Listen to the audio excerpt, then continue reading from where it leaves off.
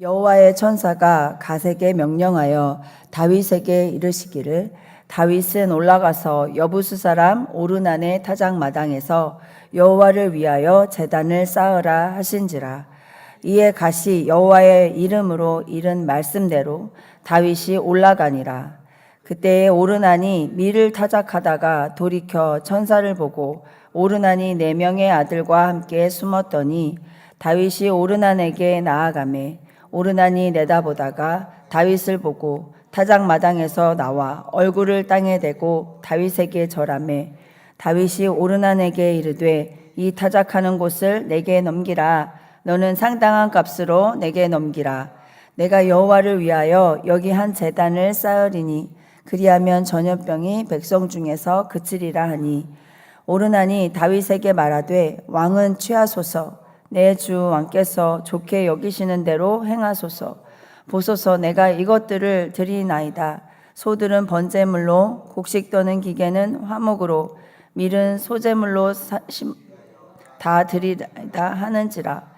다윗 왕이 오르난에게 이르되 그렇지 아니하다. 내가 반드시 상당한 값으로 사리라. 내가 여호와께 드리려고 내 물건을 빼앗지 아니하겠고 값없이는 번제를 드리지도 아니하리라 하니라.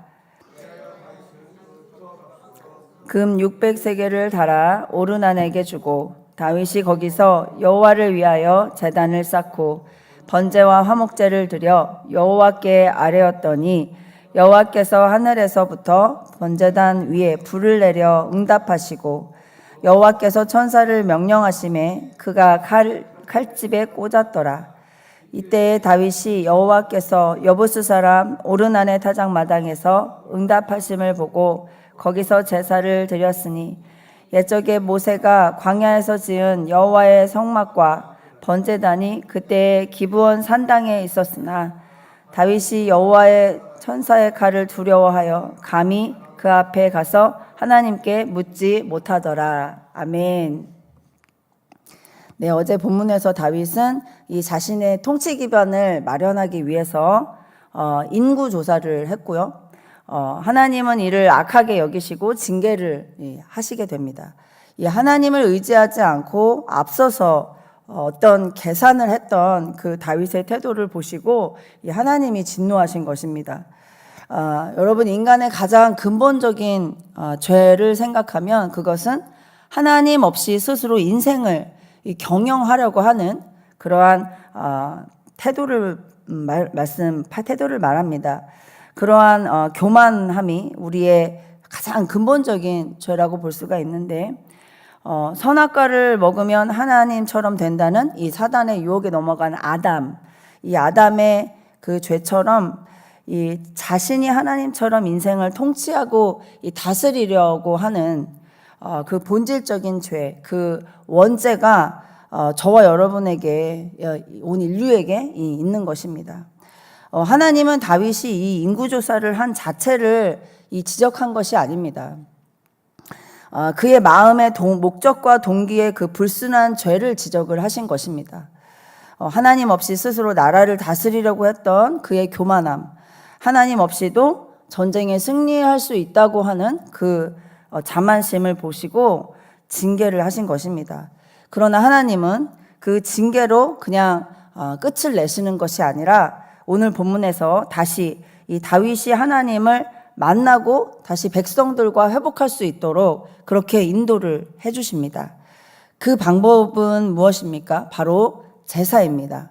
이 오늘날 이 예배는 다시 하나님과의 관계를 회복하고 그리고 나라와 민족의 그 죄를 위하여 우리가 다시 하나님 앞에 예배드리고 그 죄를 대신 회개했을 때 다시 그 관계가 회복되는 줄 믿습니다. 그런데 모든 사람을 그렇게 인도해 주시는 것이 아닙니다. 유독 다윗은 다른 사람보다 이 특징을 가지고 있었기 때문에 하나님께서 그 제사로 인도를 해주시는 건데요. 바로 다윗은 이 예배의 가치를 알고 있던 사람이었습니다. 바로 예배의 값지불을 하는 사람이었습니다. 그만큼 다윗은 하나님을 갈망하는 이 예배자였다는 것입니다. 그가 가끔 넘어지는 실수를 한 것을 우리를 알고 있습니다. 밧세바와의 간음의 사건, 그리고 어제 본문에 인구조사 이런 것들이 다윗의 그 어떤 교만함과 죄를 드러내고 있는데, 그러나 그의 특징은 하나님을 갈망하는 예배자였던 것입니다. 오늘날 나의 예배 태도는 어떤가? 그냥 시간이 남아서 성경을 보는가?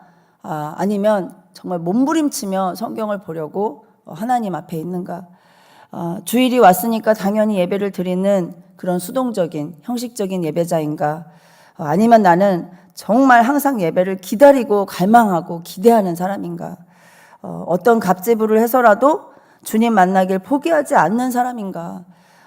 오늘 주님은 그 한 사람을 찾으시는 줄 믿습니다. 그 한 예배자를 찾으시는 줄 믿습니다.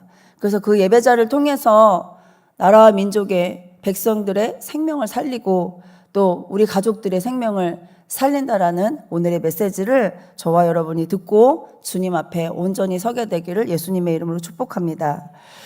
18절 우리 다시 한번 함께 볼까요? 18절을 보면 다시 한 번만 다시 읽어보겠습니다. 시작.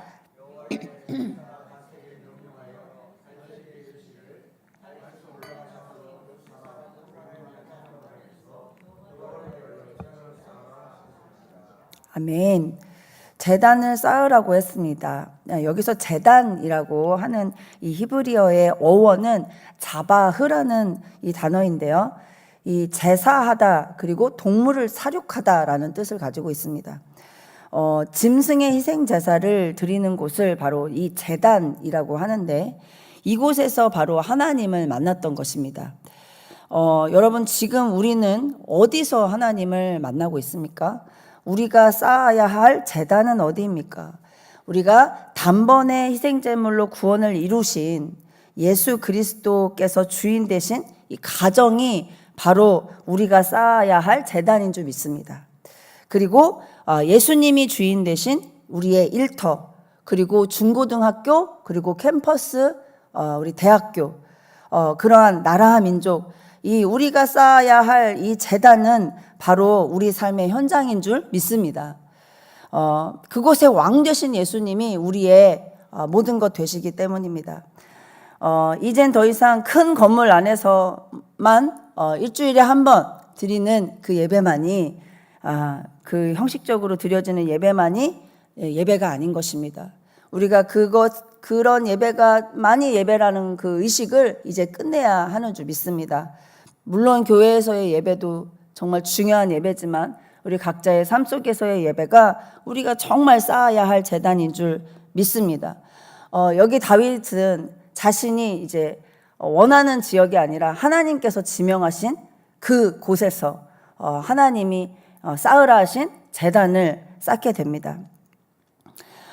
그러면 왜 우리는 그토록 이 하나님의 제단을 쌓는 이 예배가 중요한 것일까요? 그 예배에는 생명이 달려있기 때문입니다. 우리 22절 함께 읽어보겠습니다. 22절 시작. 우리나에게 이르되 이 타작하는 곳을 내게 넘기라. 너는 상당한 값으로 내게 넘기라. 내가 여호와를 위하여 여기 한 제단을 쌓으리니 그리하면 전염병이 백성 중에서 그치리라 하니. 아멘. 다윗이 한 제단을 쌓는다면 전염병이 이 백성 중에서 그치리라. 한 명의 지도자 다윗의 죄로 몇 명이 죽었습니까, 여러분? 7만 명이 죽었습니다. 그리고 다윗 한 명의 지도자의 이 예배로 오늘 또한 말씀하시는 것은 이 재앙이 그친다 라고 말씀하고 계십니다. 이 말씀은 우리에게, 그리고 이 시대에 어떤 메시지를 주는 말씀입니까? 바로 나라의 지도자 한 명이 신앙이 얼마나 중요한지, 지도자 한 명의 예배가 얼마나 중요한가를 말씀하고 계십니다. 대통령 이야기하는 것이 아니라 우리는 이 땅에 지상 명령을 받은 그리스도인입니다. 한 명의 그리스도인으로 살고 있습니다. 나라와 민족과 열방을 책임질 한 명의 교회로서 우리 예배를 돌아봐야 하는 줄을 믿습니다. 네, 죄로 무너진 나라와 민족, 그리고 죄로 무너진 한국교회, 죄로 무너진 캠퍼스, 죄로 무너진 중고등학교, 죄로 무너진 우리의 가정, 그리고 혹은 내 자신, 내 인격 성전, 이것을 바로 살리는 방법은 바로 예배를 회복하는 것인 줄을 믿습니다. 이것이 바로 하나님을 만나는 시간이고 장소고 그 때인 줄 믿습니다. 그 생명 얻는 예배의 제단을 회복해야 하는 것만이 이 시대에 우리가 가장 중요하게 생각해야 할 하나님이 주신 사명인 줄 믿습니다. 다윗이 하나님이 지명하신 그곳에서 제단을 쌓으러 오르난의 타작마당을 찾은 것처럼 우리가 예배의 제단을 쌓아야 할 곳이 어딘지 찾아 나서는 그리스도인들 되기를 축복합니다. 그래서 본문에서 다윗은 오르난을 찾아가서 그 사람의 타작마당을 값을 주고 사기로 결정을 합니다. 그냥 제단을 왕이니까 이 백성이 이것을 그냥 무료로 가져가십시오 해서 그냥 그곳에 제단을 쌓은 것이 아니라 값을 주고 사기로 결정을 합니다. 그랬더니 오르난은 23절에서 다윗에게 이렇게 말합니다. 왕이 그냥 취하소서. 내 주 왕께서 좋게 여기시는 대로 행하소서.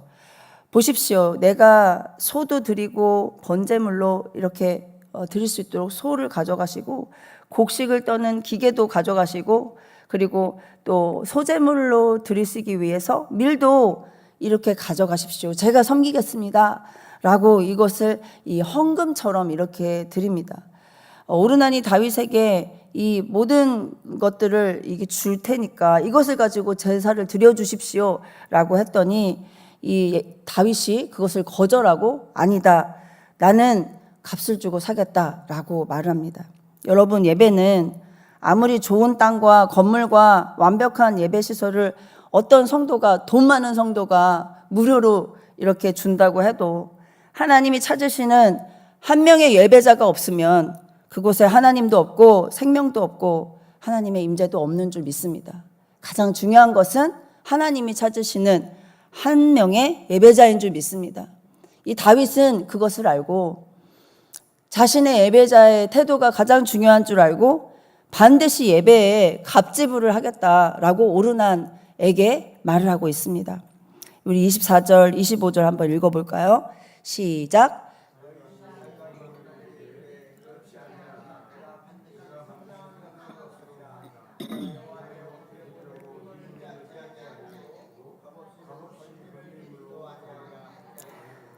그리하여 다윗은 그 터 값으로 금 600세겔을 달아 오르난에게 주고. 아멘. 다윗은 절대로 값없이는 예배를 드리지 않겠다고 하면서 금 600세겔을 달아서 오르난에게 줍니다. 금 600세겔이라는 것은 이 얼마만큼의 돈일까요? 이 아라우나라는 이 타작마당이 있는데 이 오르난의 이름이 아라우나입니다. 이 다른 성경을 보면 아라우나 오르난의 그 타작마당의 터가 바로 모리아산에 위치해 있습니다. 그 모리아산 전체의 부동산 값 정도 하는 그 돈이 바로 600세겔 정도 되는 엄청난 큰 돈이었다는 것입니다. 물론 다윗은 왕이었기 때문에 그런 큰 돈이 있었겠지만 그 정도의 큰 돈을 줄 만큼 과연 오르난의 타작마당이 가치가 있었던 것일까요? 그렇진 않죠. 부동산 값으로는 택도 없는 그런 값이었습니다. 왜 그렇게 보잘것없는 작은 타작마당을 큰 돈을 주고 샀을까? 바로 하나님이 지명하신 예배의 장소였고 한 사람을 찾는, 한 예배자를 찾는 그러한 예배 장소였기 때문에 이 장소는 이 전염병으로 죽어가는 백성의 생명을 살릴 수 있는 유일한 장소였기 때문에 다윗은 그렇게 큰 돈을 주고도 아깝지 않을 정도의 선택을 한 것입니다. 다윗은 하나님의 언약궤를 예루살렘으로 가져올 때도 그의 마음을 우리가 읽을 수 있었습니다. 좋기 15km 되는 이상의 거리를 6걸음마다 제사를 드리면서 예루살렘으로 이동했다고 했어요. 첫 번째 실패하고 두 번째 언약궤를 옮길 때 온몸에 피를 묻히면서 이 제사를 드렸을 것이고 그는 배 에봇을 입고 춤을 추면서 예배하는 그 모습을 이 다른 사람은 미쳤다고 하겠지만 다윗은 알고 있었던 것입니다.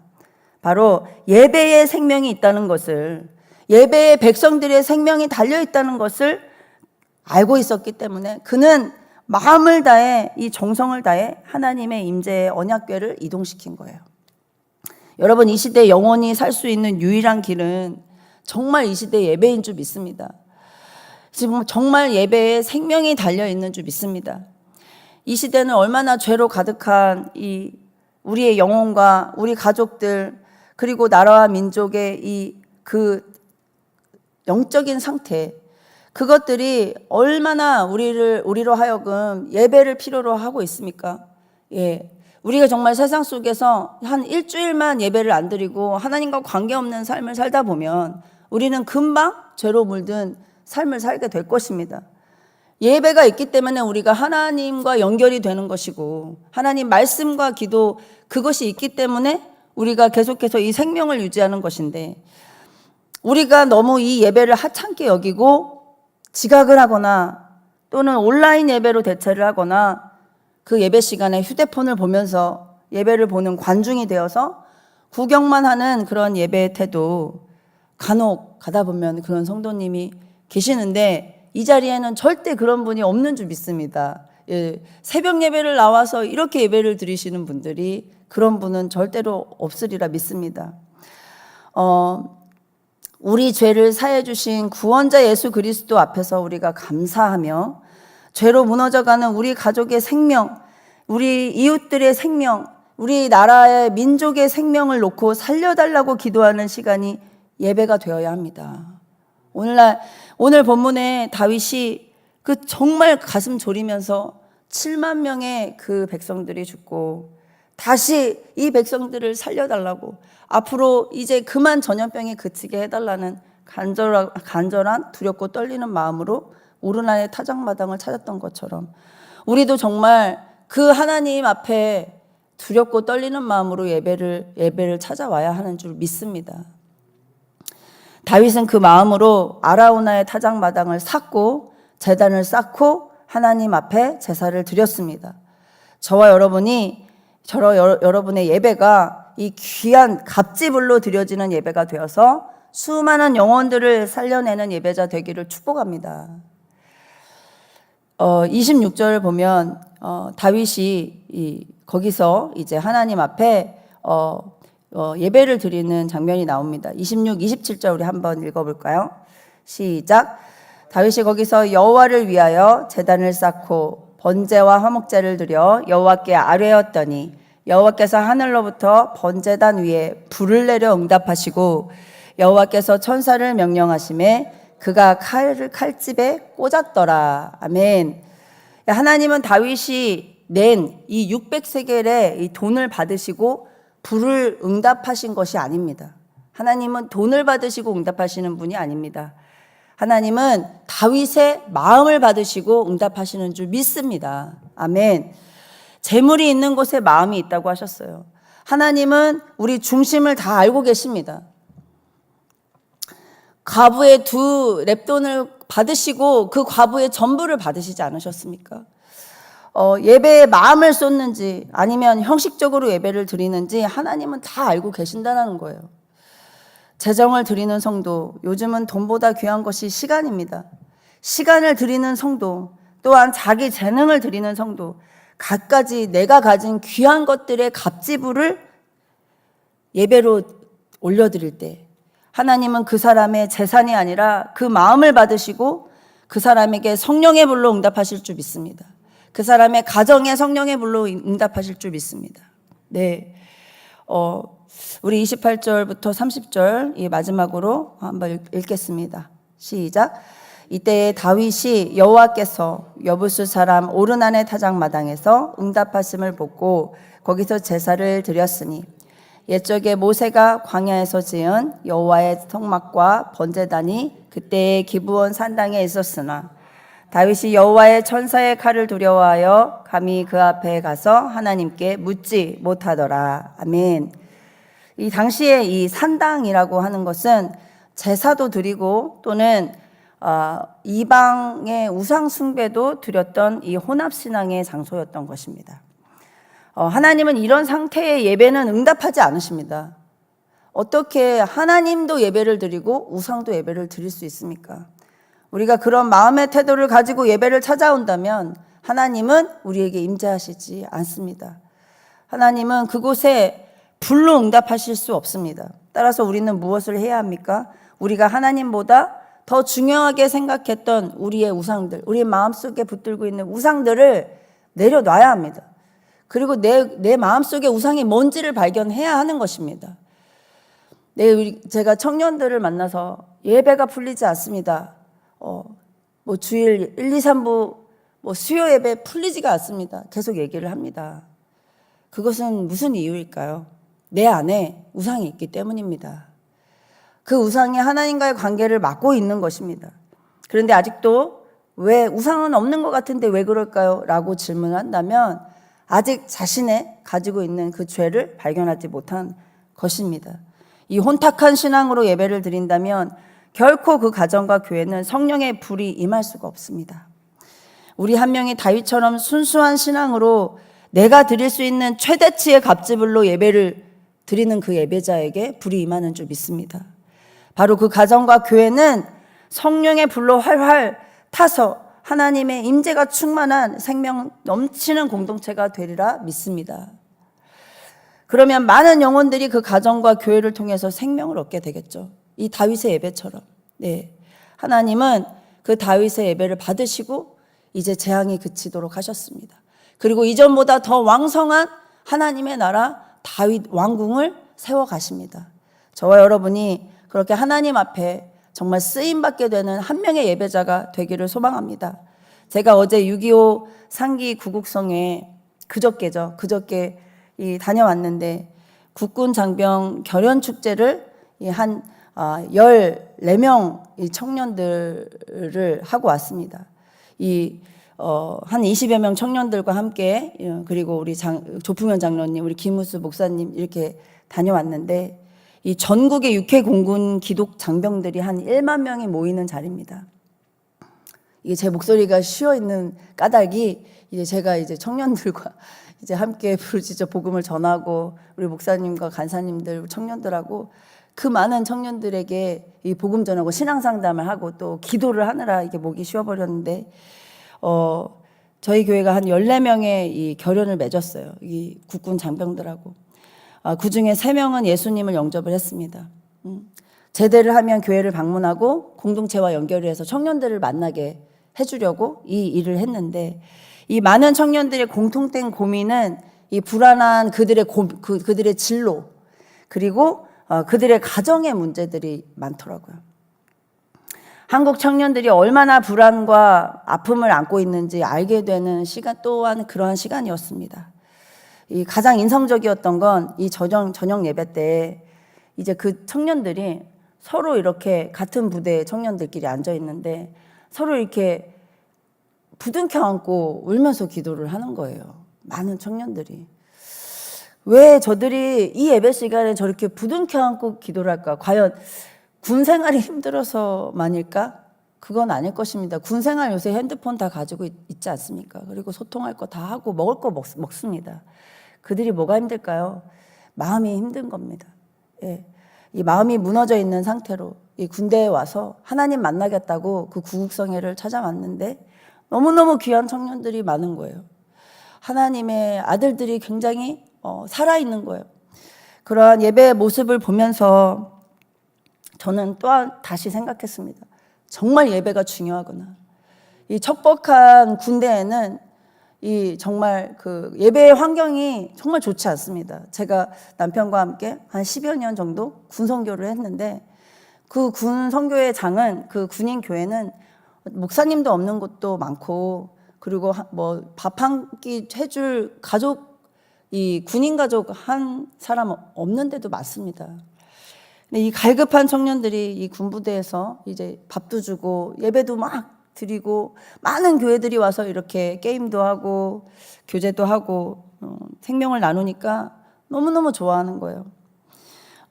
그래서 제가 깨달은 건 그 예배를 기도와 땀으로 준비하신 수많은 분들의 갑지불이 있었기에 그 수많은 청년들이 살아나게 되는 예배가 되는구나. 너무너무 감동이었어요. 이 청년들이 막 기도를 하는데 막 가슴이 뜨거워서 막 저도 막 같이 목 놓아 기도를 하느라 목이 다 쉬어버렸습니다.